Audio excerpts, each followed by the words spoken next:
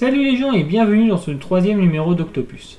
Jusqu'à maintenant je vous ai parlé de route et de ROM, mais il reste encore deux termes à bien saisir avant de comprendre tout ce qui se dit sur les forums dédiés au smartphone, c'est le recovery et le noyau.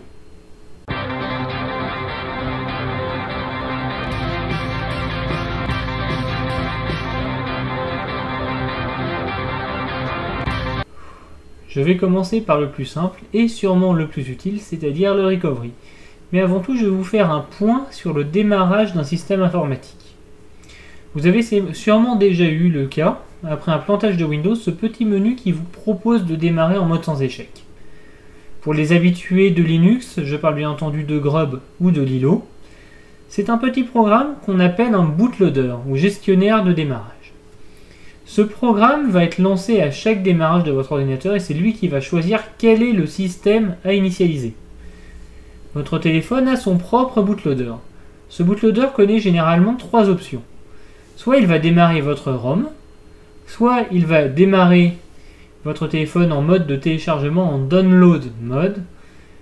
C'est le mode qui sert à appliquer une mise à jour depuis votre ordinateur. Soit il va démarrer votre téléphone en recovery.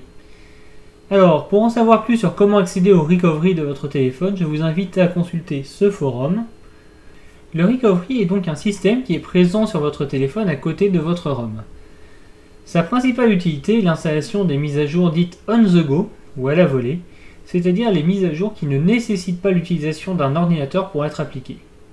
Mais il possède aussi tout un tas d'outils qui permettent de récupérer votre téléphone en cas de soft break, c'est-à-dire de plantage complet de votre ROM. Ces outils vont aller du vidage de la partition de cache à la réécriture complète de la table des partitions, en passant par des outils de sauvegarde plus ou moins complexes. J'aurai l'occasion de revenir dessus, ne vous en faites pas. Mais pour faire simple, le recovery c'est le seul outil dont vous disposez pour avoir un accès réellement complet à votre système. Car oui, dans l'épisode sur le root, je ne vous ai pas tout dit. Il y a une petite partie de votre ROM que vous ne pouvez pas modifier même en étant routé. Cette partie, c'est ce qu'on appelle le noyau, ou kernel. Pour faire simple, c'est le cœur de votre téléphone. Mais un noyau, c'est quoi? En fait, le noyau, c'est la partie d'un système informatique qui fait le lien entre le matériel et le logiciel. C'est lui qui va gérer la mémoire, qui va gérer les fichiers, qui va fournir au programme une interface pour que ceci n'ait pas à connaître le matériel sur lequel il fonctionne. En gros, quand vous téléphonez, le logiciel qui passe l'appel se fout totalement de savoir si vous êtes en 2G, en 3G ou en 4G. C'est le noyau qui, en fonction de ces critères, va assurer que la connexion soit la meilleure possible. Une autre utilité du noyau, c'est quand votre téléphone se met en veille, que l'écran s'éteint. C'est le noyau qui va couper l'alimentation électrique de l'écran pour économiser l'énergie et qui va la rallumer quand vous appuyez sur le bouton pour pouvoir voir ce que vous faites.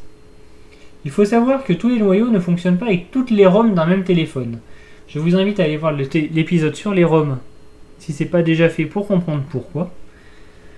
Mais pour faire simple, les différents noyaux vont se démarquer par la gestion de leur énergie, la gestion des processus, leur réactivité, l'overclocking ou des petites options comme le double tap to wake ou encore le fast charge.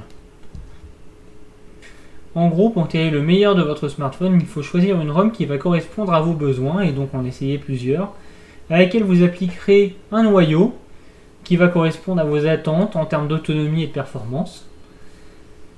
Dans tous les cas, vous passerez par un recovery pour pouvoir appliquer la ROM et son noyau.